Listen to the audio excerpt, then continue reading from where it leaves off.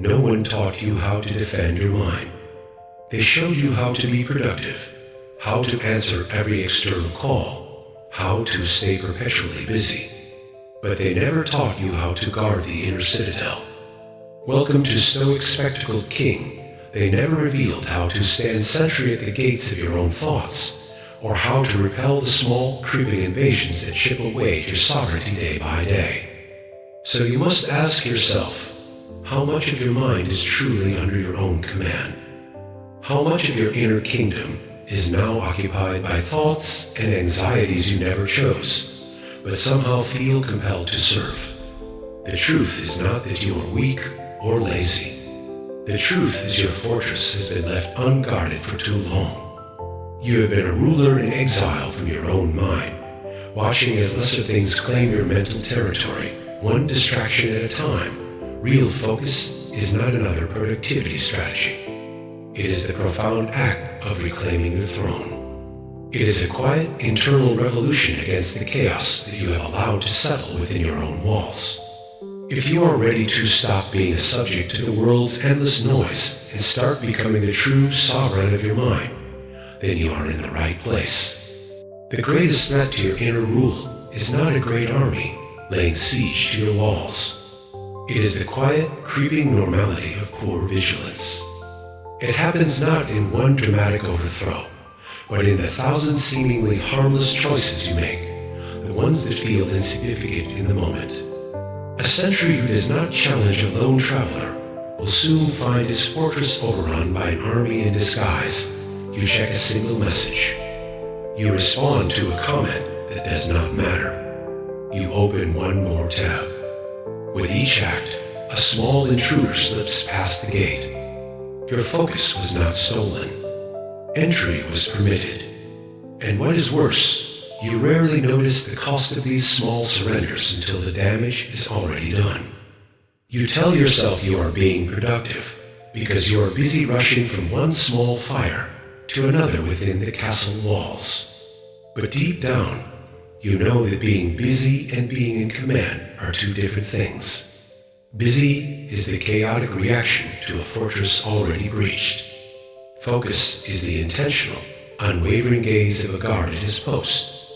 The longer you tolerate distraction disguised as importance, the more your mind becomes a place you no longer rule. Your sovereignty does not vanish all at once. It erodes slowly. It trickles out through every unguarded minute you surrender to things that do not serve your true purpose. You think it is just 5 minutes, just one video, just one update. But these fragments accumulate. They form a pattern, a rhythm of self-abandonment. And that is what makes it so dangerous. It feels normal. It feels like this is just how life is now. But that scattered feeling you carry, that quiet frustration that you are capable of more, but somehow always fall short, that is not laziness. That is not weakness. That is the result of 1,000 tiny distractions you allowed into your mind until you no longer knew where your own focus ended and the world's noise began. It is easy to blame technology, other people, circumstances. But if you look with honest eyes, the invasion did not come through force. It came through invitation. You left the door open. Every time you said yes when you meant no. Every time you told yourself it is fine to multitask.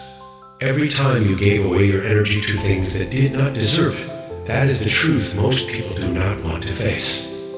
You are not defeated by a greater force. You are distracted by a lesser one, and slowly, over time, it chipped away at your edge. If you are ready to reinforce the walls and join the community of guards dedicated to this work, consider subscribing to Stoic Spectacled King. A mind grows sharper only when you decide. Finally, that your attention is sacred, and its protection is your highest duty. When life inside the fortress begins to feel chaotic, our first impulse is almost always to add. We seek external solutions for an internal problem. We pile on new routines, buy new planners, and download the next app that promises organization.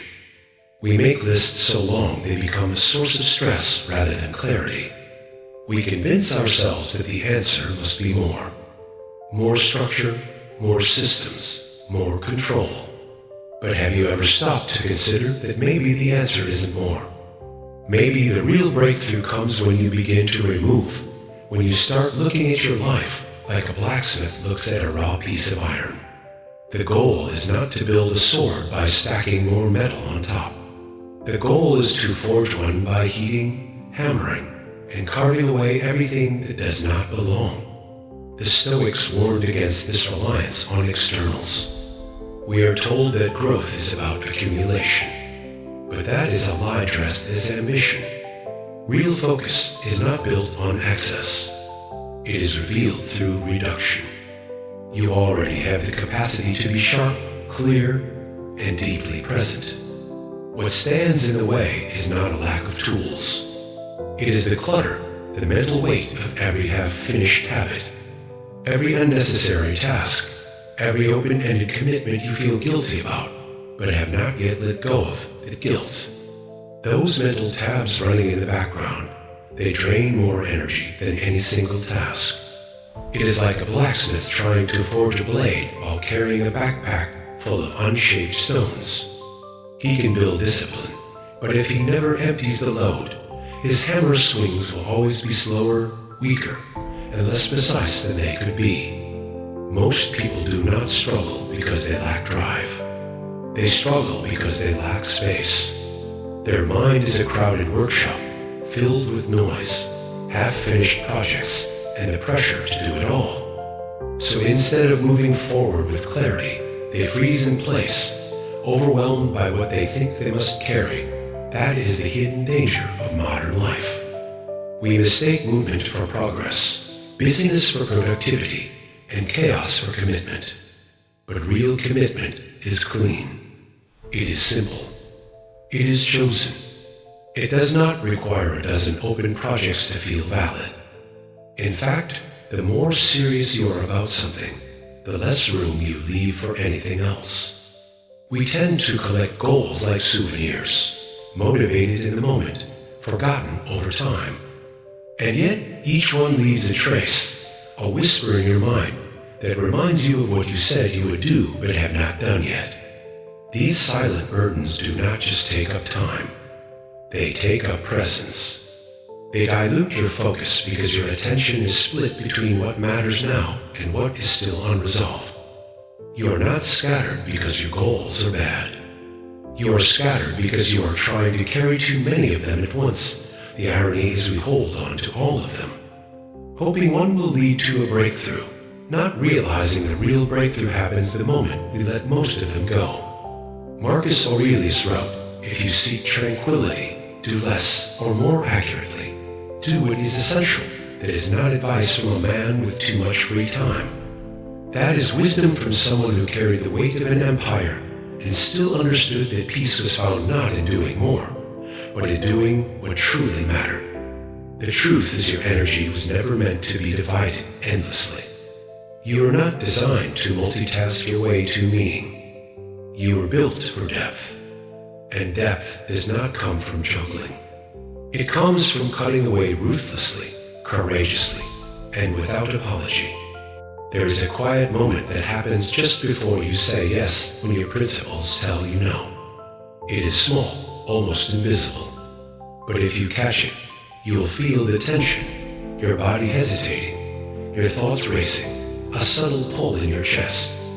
That moment is the crossroads between integrity and self-betrayal. Say yes, and you please the world while turning away from yourself. Say no, and you may stand alone, but you stand in accordance with your own values. And that is the real cost of saying yes too often. You trade clarity for approval, purpose for politeness, and focus for comfort. It feels easier in the moment, but it is a small lie that fragments your energy until your day belongs to everyone but you. Most people do not realize how many of their struggles come from this quiet refusal to honor their own internal order. We imagine that strength is always about pushing through, doing more, being available, being helpful. But sometimes the greatest strength is restraint. The decision to protect your space, your time, your peace. Saying no is not an act of rejection against others. It is an act of alignment with yourself. It is a declaration that your energy is finite and sacred, and not everything or everyone deserves access to it. Yet many of us say yes automatically out of habit, fear, or guilt. We are afraid of seeming selfish, afraid of disappointing, afraid of losing connection. But what kind of connection is it if it only survives by you abandoning your own principles?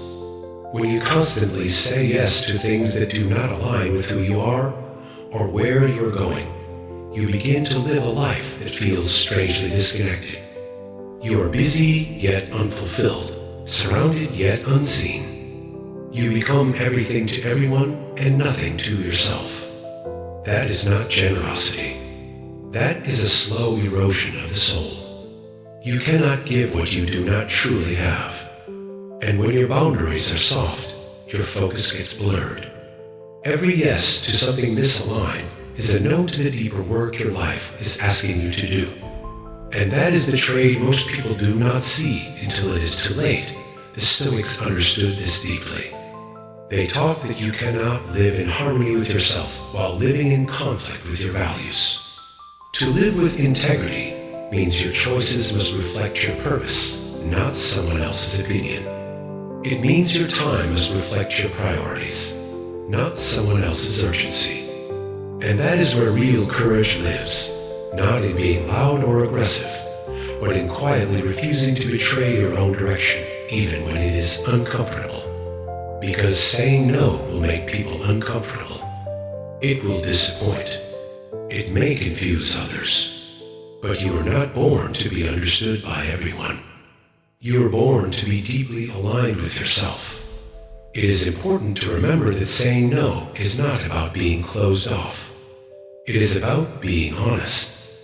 It is about trusting that the right people in your life will respect your boundaries and the wrong ones will reveal themselves the moment you start enforcing them. When you say no from a place of clarity, you are not rejecting others. You are accepting responsibility for your energy. You are choosing depth over distraction, presence over performance. And that is how real focus is built. The reason most people never find their edge is not because they lack drive. It is because they try to conquer too many territories at once. They wake with a list of ambitions that reads like a declaration of war on every part of their life. By the end of the day, they have engaged in a dozen minor skirmishes but have won no significant ground. They have touched everything but changed nothing. That is not strategy. It is exhaustion disguised as effort. True focus demands that you stop scattering your forces and start choosing your primary battlefield. A Roman legion was the most powerful force of its time, not because of individual brilliance, but because of unified, disciplined formation. Its power was in its cohesion. But if you were to take that same legion and break its formation, sending small units to chase every minor distraction on the horizon, it would be defeated with ease. This is how most people deploy the army of their attention. They break their own ranks for trivial pursuits and wonder why they feel so easily conquered. Growth is not born in the comfort of variety. It is forged in the fire of singular commitment. There is a kind of anxiety that follows those who live halfway in everything. It is subtle, but it lingers. They bounce between ideas, projects, and people, always moving, never landing. And in that constant movement, they convince themselves they are progressing.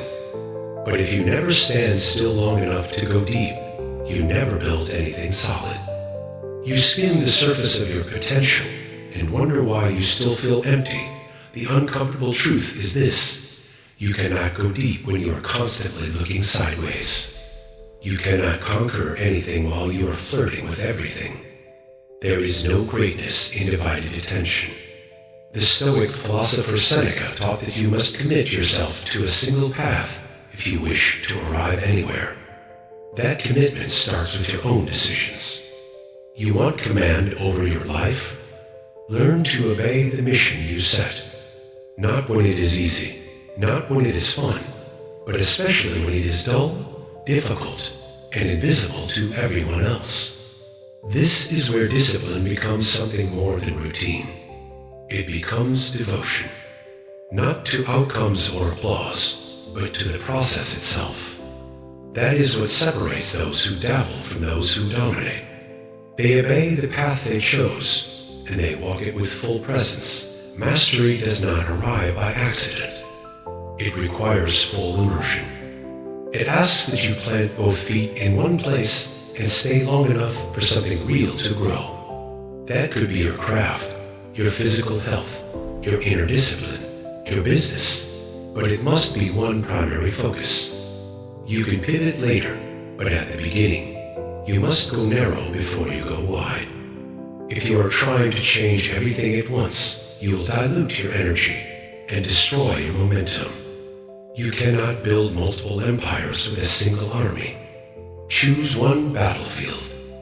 And once you do, close the doors, burn the bridges, leave no exit. That might sound harsh, but it is liberating. Because the moment you choose one thing, all the other noise dies. You no longer have to evaluate 100 options. You no longer have to chase every shiny opportunity. Your mind becomes quiet, focused, steady. You begin to move differently, not because you're working harder, but because you finally stopped running from commitment. This is where power comes from. Not from hustle, but from elimination. And when you truly commit, you stop asking if something will work and start asking how to make it work. That is the shift that changes everything, but commitment always feels like a risk. And that is why most people avoid it. They would rather keep things open-ended. They want to test the waters without diving in. They want to try without giving it all. But nothing real is built on half-effort. That reluctance to go all in is not caution. It is fear disguised as logic. And fear will always present the illusion of safety while quietly robbing you of transformation. You do not gain confidence by hedging your bets. You gain it by stepping fully into one thing and earning your growth through persistence, through resilience, through the kind of work most people abandon when discomfort begins. We are told that balance is the goal, that a good life should feel perfectly even. Not too much work, not too much rest, not too fast, not too slow, everything in just the right amount. But the truth is, this version of balance, the one most people chase, is not peace. It is paralysis. It becomes a way to stay safely in the middle, to avoid extremes, to avoid fully committing to anything that might actually demand more of you than you are ready to give. It is not really balance. It is indecision. It is hesitating at every turn because you are afraid that leaning too far in one direction might cost you comfort in another. And that fear, left unchecked, turns into a lifestyle. You start protecting your energy, not because you are preserving it for a great purpose, but because you are afraid of exhausting it on anything at all. You begin to chase routines that promise equilibrium, not excellence. You seek comfort, not growth. And the deeper problem is this kind of balance seduces you with a false sense of maturity. It makes you feel responsible, measured, smart, but underneath it, there is no real direction, no conviction, no fire. There is just a dull rhythm of doing enough to get by, but never enough to break through. The Stoics never worship balance the way we do. They aimed for harmony, but not the shallow kind that comes from doing a little of everything. Harmony for them came from alignment, living in accordance with your principles, your highest self. And sometimes that harmony meant choosing discomfort. It meant sacrificing ease. It meant giving more than seemed balanced to something that truly mattered. That is where the real difference lies. Modern balance is often about not tipping the scale. Stoic harmony is about making sure the scale is weighted decisively toward meaning. You will notice that most people who obsess over balance are stuck. They are tired, but not from noble effort. They are drained from indecision, from trying to be everywhere at once, from saying yes to everything just a little and no to nothing completely. It is a slow erosion. You lose the edge of your ambition, the sharpness of your goals. Everything starts to feel foggy, like you are alive, but not fully awake. And that is the danger, because once you normalize this state of lukewarm commitment, it becomes very hard to break. You lose the muscle of intensity. Intensity is not chaos. It is not recklessness. It is control applied with force. It is knowing what you want and channeling your entire being toward it. And that scares people, because it means letting go of the illusion of balance. It means letting one thing matter more than others. It means missing out, saying no, disappointing people, and risking failure. But if everything matters equally, nothing matters deeply. If you try to spread your focus like a thin layer of butter across toast, you will not have enough substance to change anything. Focus demands sacrifice, not forever, but for a season. A focused life is not a life without rest or joy. It is a life where rest and joy are earned, not used as an escape, where they are part of the cycle, not the default. You work deeply, then you step away with intention. That is real balance. Not doing everything at once, but doing the right things in the right sequence. You give yourself fully to your craft, your project, your development, and then you recover fully. You do not water your time down by trying to hold everything at once. This version of harmony requires courage because it is not neat. It is not symmetrical. It is not safe. It looks like obsession to people who do not understand it. But it is not obsession. It is commitment. And commitment in a distracted world always looks extreme, but only from the outside. On the inside, it feels like purpose. It feels like peace. Not the soft kind, but the kind that comes from knowing exactly what you are here to do. Focus is not measured by how long you stare at a screen. It is not how many hours you sit at a desk or how tightly you structure your day. That is where most people go wrong. They treat focus like a time investment, something that builds value simply by volume. But focus does not reward time. It rewards depth. You can spend 10 hours half-present and achieve less than someone who locked in for one. Because attention that is spread thin, even over long stretches, is like a dim lantern in a thick fog. It illuminates nothing clearly. What matters is not how long you work. It is how deeply you engage. Intensity is like a focused beam of light. The same energy that dimly lights a room, when concentrated, can cut through steel. Your mind is the same. The world trains us to admire busyness, to equate packed calendars with productivity. But true productivity is not frantic. It is focused. It is a quiet, sharp state of mind where your thoughts stop bouncing and begin drilling into something real. The modern brain is overstimulated and undertrained. Constant pings, endless scrolling, fragmented attention. We are taught to move fast, but not to think deeply. And that shallow state of engagement becomes our default. Jumping between tabs, starting without finishing, working without ever arriving fully. The tragedy is that we have confused being active with being effective when you focus without distractions, without looking over your shoulder every few minutes. You develop the power to break through barriers that once seemed impossible. You do not need more hours. You need more intensity within the hours you already have. But intensity does not happen by accident. It is built like a muscle. It takes training to get your brain to go deep. Most people cannot focus for more than a few minutes without reaching for their phone, switching windows, or checking something irrelevant.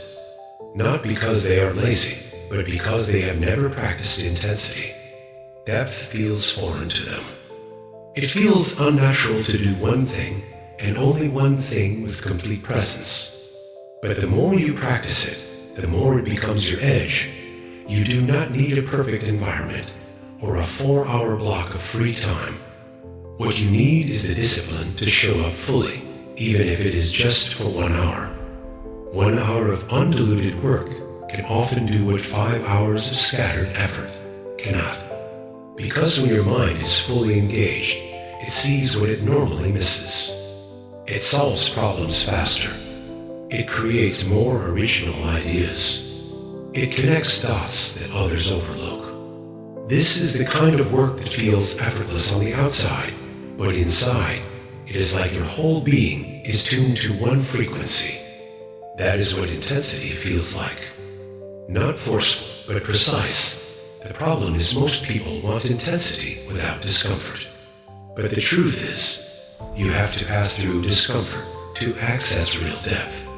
The first 20 minutes of focused work often feel heavy, slow, even boring. That is your mind resisting the shift from shallow to deep. It is detoxing from dopamine. It is adjusting from reacting to creating. But if you can sit through that, if you can hold your attention steady instead of seeking escape, you'll feel something click. Your thoughts start to settle. Your distractions quiet down. You enter a rhythm that cannot be reached by staying on the surface. Carl Jung once said, "In all chaos, there is a cosmos. In all disorder, a secret order.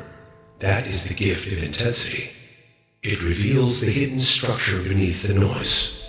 It shows you what your scattered mind could never notice. That is why focused people seem wise beyond their years. Not because they know more, but because they see more. They have clarity not from consuming more information, but from removing everything that is not relevant in the moment. They think deeper because they slow down long enough to hear the quiet truths the rest of the world drowns out. So do not aim for longer days. Aim for deeper ones. Do not try to squeeze more into your time. Try to show up more fully to the time you already have. Even 1 hour of real intensity can reshape your direction. Focus is not something you stumble into. It is not a mood or a tool you pick up when it is convenient. It is a state you cultivate through awareness. The first step to that awareness is observation without judgment, without flinching. This is the Stoic practice of the inner century. Most people lose focus and never ask why. They blame the task, the timing, the environment, or even themselves, and move on. But the Stoics lived by a different rhythm. They turned inward. They examined everything, not to indulge in overthinking, but to gain clarity. They understood that clarity is power, and that power starts with learning to watch yourself the way a strategist studies the battlefield. When your mind starts to drift, there is always a reason. It is not random. It follows patterns. Some of those patterns are subtle, like fatigue or boredom.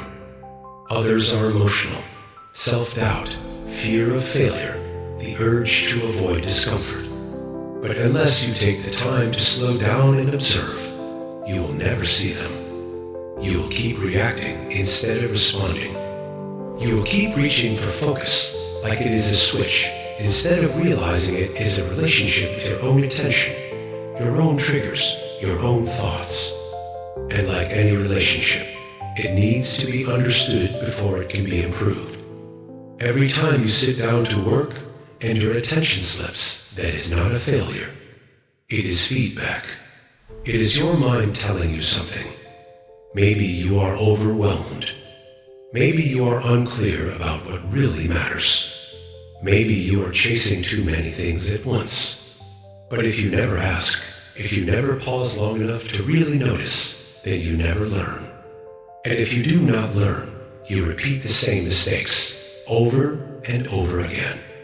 That is how people stay stuck in shallow work for years. Busy but not progressing. Active but not aware. But the inner sentry's duty does not end with passive observation. This is where the practice deepens. Guided by the eye of Epictetus, the sentry must learn to interrogate every impression that appears at the gates of the mind.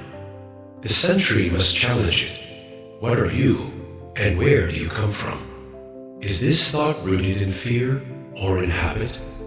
Is it based on a correct judgment, or is it a phantom? Most importantly, is it within my control? The answers are different for everyone, but the discipline is the same. You must become a student of your own attention, not just forcing it into place, but understanding why it slips. Because the more you understand, the more you can stop treating focus like a battle against your own mind and start treating it like a dance with it. Athletes watch tape. Musicians listen to recordings. And those who seek focus must study themselves with the same level of intention. You do not grow by pushing harder. You grow by becoming more precise. Carl Jung said, "Until you make the unconscious conscious, it will direct your life, and you'll call it fate." This is just as true for focus. If you do not know why your mind drifts, you'll start to believe that you are just not the focused type. But that is not true. You are just untrained, unaware. And once you bring awareness to it, everything starts to change. The proving ground for this century is silence. We have been conditioned to fill every moment with noise. A constant flood of attention demands. And over time, that flood erodes the very thing we need most, stillness. Because in silence, something rare happens. Your thoughts start to surface. But the modern world does not want that. It wants you distracted, reacting, endlessly plugged in. We think being available is a strength, but what it really means is that your boundaries are paper thin, that anyone can access your attention at any time. And once your attention is always up for grabs, your mind never rests. Silence is not a luxury. It is a strategic weapon. It is what allows your thoughts to crystallize instead of getting lost in a current of constant communication. But silence is not just the absence of sound. It is the presence of space. Space for the sentry to walk the perimeter of your mind and do its work. Silence is uncomfortable at first because it holds up a mirror. And sometimes what you see is not polished or easy. But that is the point. It gives you truth without decoration. It shows you the thoughts you have been running from. And when you face those things, you start to rebuild clarity from the inside out. Protecting your silence is not selfish. It is strategic. When people cannot always reach you, they start to respect the times when they can. When you step back from the noise, your presence gains weight. This is how you disarm the inner enemy. The voice that tells you that you're not ready, that people will judge you, that you're not good enough. You do not defeat this enemy by force. You disarm it by noticing it, by calling it out with the sentry's calm inquiry. When the voice of doubt arises, the sentry steps forward and asks, "Is this thought true? Or is it merely an old story? Does listening to this serve my mission?" The truth is, everyone has that voice. But the difference between those who move forward and those who stay stuck is not that one group has silence inside. It is that one group stopped believing the voice was in command. They learned to separate their deeper self from the noise, to hear that fear rise and still choose to act with discipline. The act of watching yourself is not glamorous. It happens in quiet moments when you ask, "Why did I just check my phone? What emotion triggered that? Was I avoiding something difficult?" These are small questions, but they reveal large truths. Because every distraction you fall into is connected to something deeper. And the more you understand that connection, the more power you have to interrupt it. Not with willpower, but with wisdom. Wisdom builds with repetition. The more you observe your patterns, the more clearly you see the traps before they pull you in. And slowly, your mind becomes a place you can navigate, rather than a place that runs you in circles. That is what training really means. Not perfection, but progress. Not total control, but increasing clarity. Most people skip this step. They want discipline without awareness. They want focus without introspection. But discipline without self-understanding turns into rigidity. You can force yourself into focus for a while, using pressure or guilt. But it will not last. Deep focus does not come from pressure. It comes from presence. From knowing yourself so well that you can guide your attention like a tool. From trusting that when your focus slips, you will know how to bring it back because you understand why it left. This kind of awareness creates a foundation that cannot be shaken. You no longer need perfect conditions to focus. You just need to see clearly, because once you understand your mind, you can work with it, not against it. This is a way of living. A life unexamined is a life wasted. Your ability to see yourself clearly is more valuable than any external success. Because clarity is not just about productivity. It is about peace. It is about walking through your day without being pulled in 100 directions, because your inner sentry is always on guard. Focus is not a mood that appears when the timing is perfect. It is not a feeling you wait for. It is summoned. It is built, cultivated, sharpened. A warrior preparing for battle does not hope for strength. He trains for it. You must approach your focus with the same intention. You do not stumble into deep work by accident.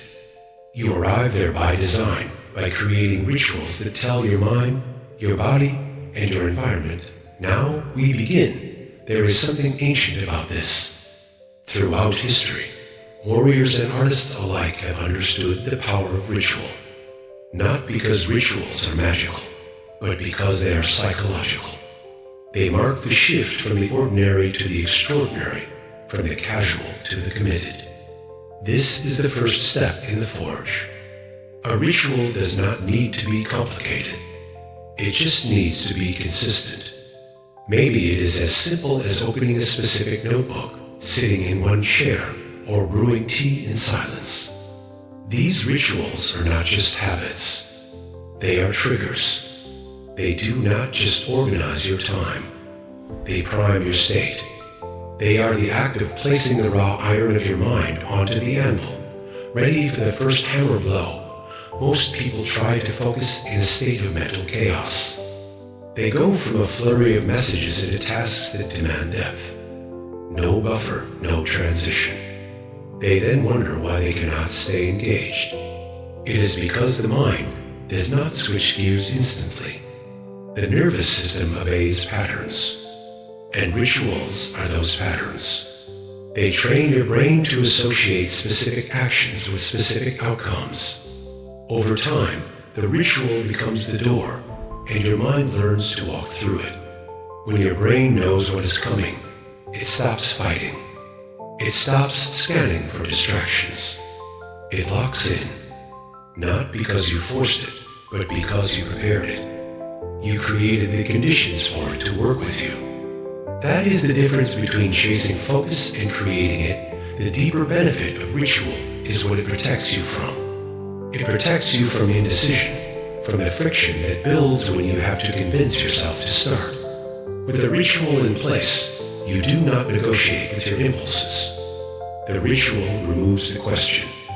It removes the noise. And in doing so, it preserves your willpower for what matters most: execution. In the silence of ritual, you turn intention into identity. You stop being someone who talks about goals and become someone who shows up. Your ritual becomes a reflection of your values, a quiet reminder that your attention is sacred. The ritual also acts as a boundary. When you close the door behind you, you are sending a message. not just to others, but to yourself. You are saying, "This is my space. This is my focus. This is my mission." And that message, repeated often enough, becomes a source of strength. Because in a world that constantly pulls your attention outward, your ritual pulls it back in. And here is where the power compounds. The more often you repeat your ritual, the less energy it takes to focus. The resistance fades. The noise quiets. The chaos outside begins to feel irrelevant. Not because the world changed, but because you did. You trained yourself to create a sacred space, and within that space, you begin to build flow. Flow is not luck. It is the natural result of consistent cues, repeated focus, and a mind that knows when to switch on.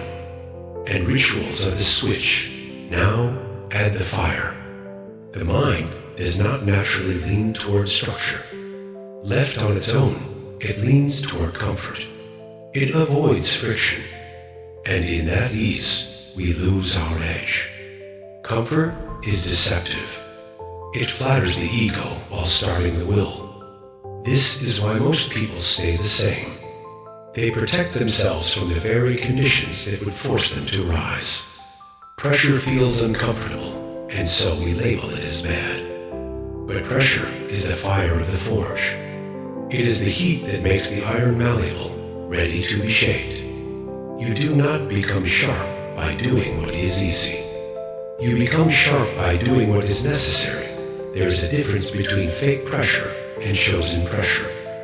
Fake pressure is the endless noise from the outside world. That kind of pressure drains you. But chosen pressure is different. It is when you raise the stakes on purpose. When you make a commitment that scares you just enough to take it seriously. Set a deadline that is too tight. Say it out loud. Let other people know what you are aiming for. Not for their validation, but because now your reputation is on the line and your brain knows it.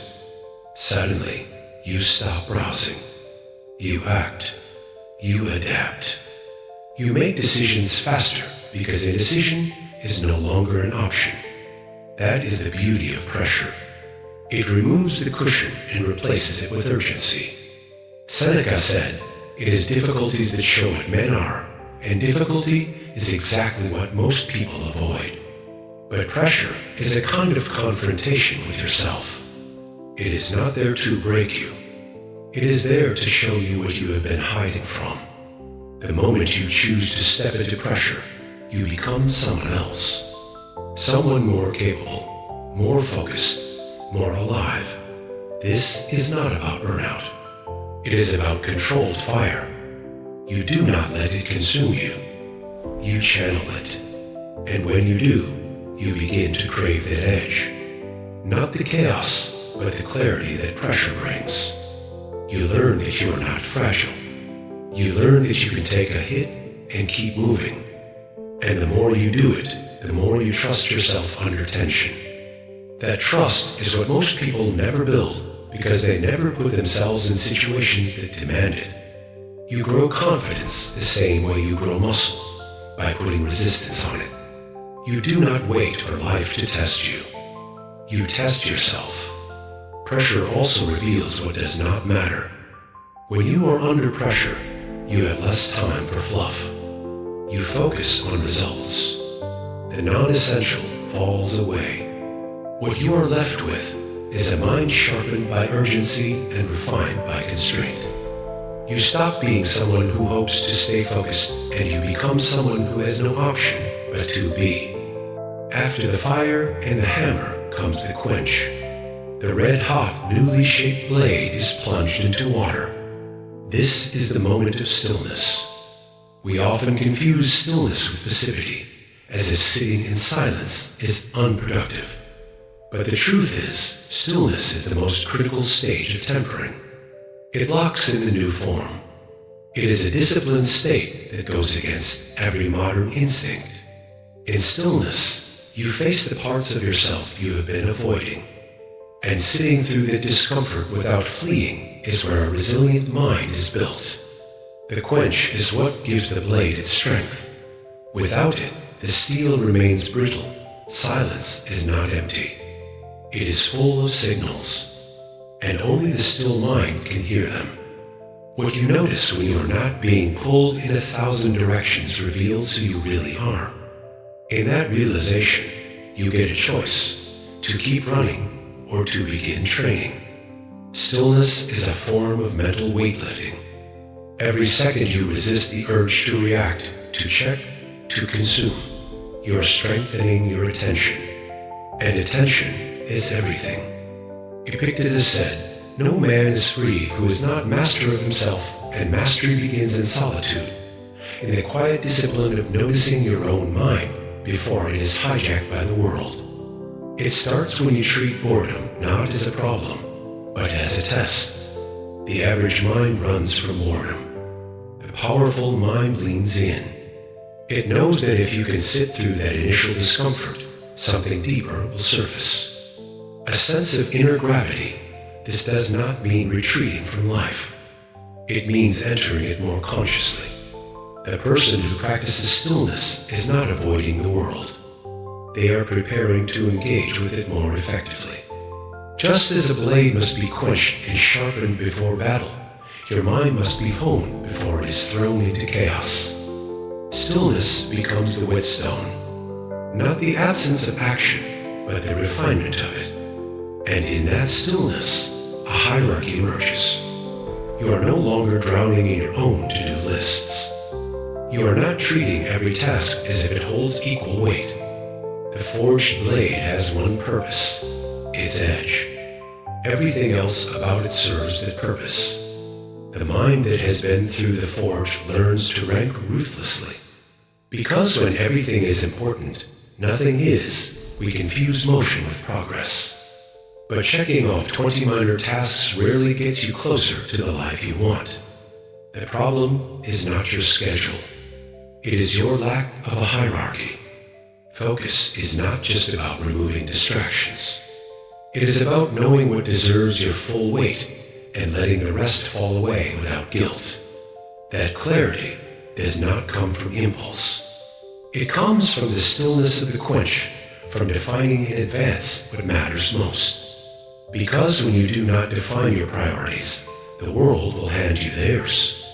And the world's priorities are chaotic and rarely aligned with your growth.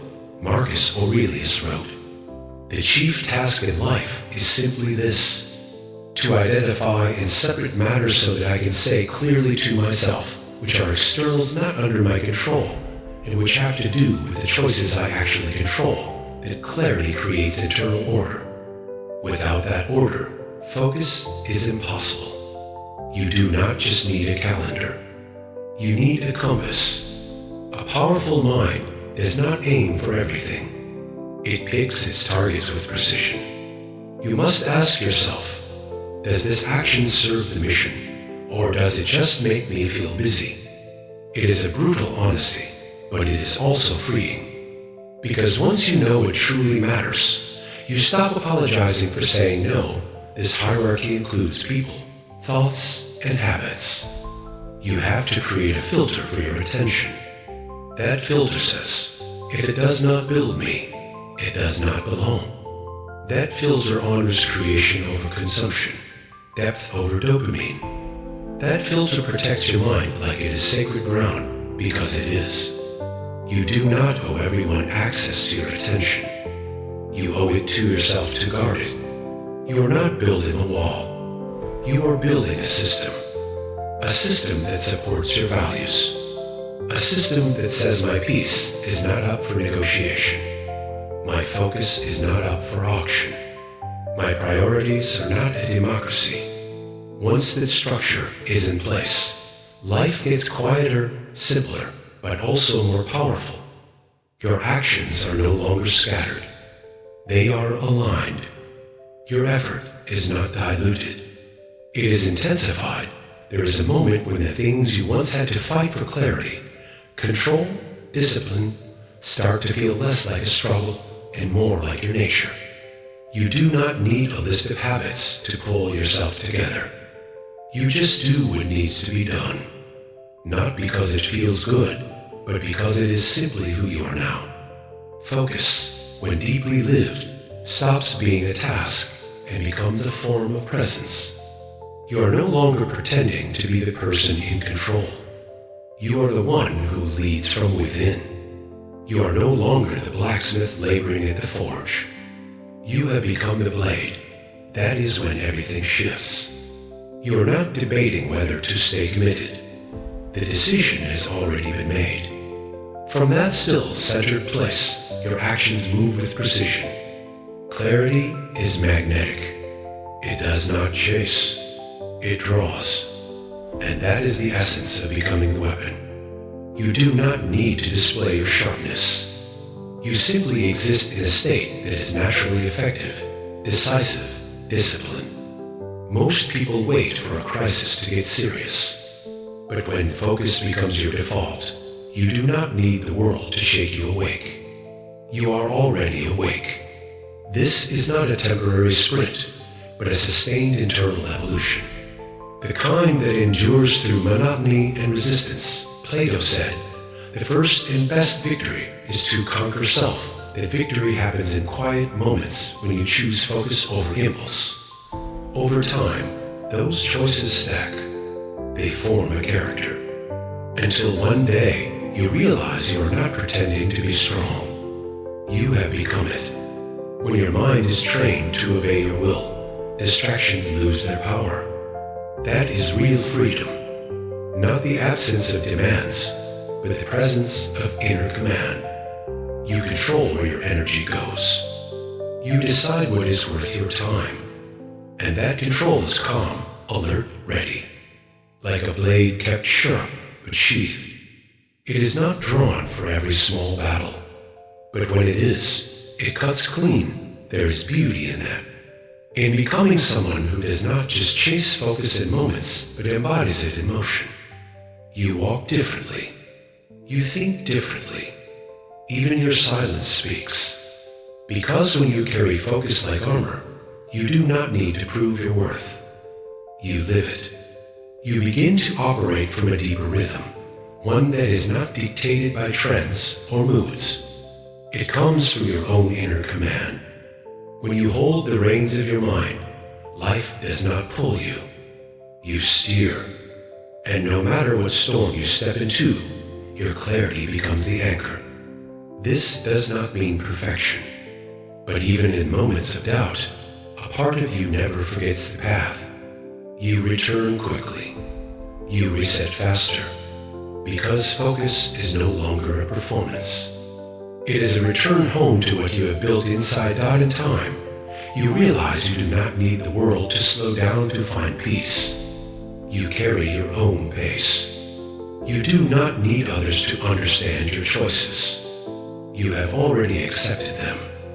You do not need a reminder to stay locked in. It is simply how you breathe now.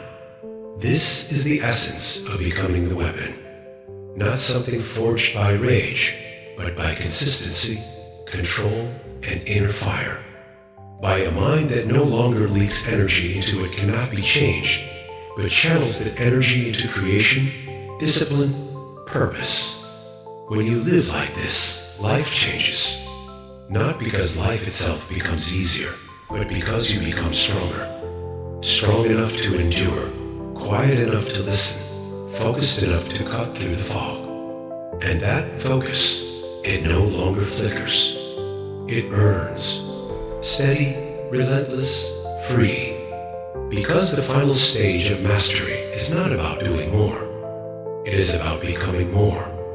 And when you become the weapon, you do not just stop being swayed by the world. You start shaping it with calm, with purpose, with power. The moment you stop chasing focus and start becoming it, everything changes. The world no longer controls your rhythm. You do. The forging continues every day. The citadel is never permanently secure. Tonight, before you rest, stand watch. Ask yourself, where did I allow the walls to be breached today? And where did I hold the line? The war for your mind is won not in a single glorious victory, but in 1,000 small moments of quiet vigilance. Guard it well.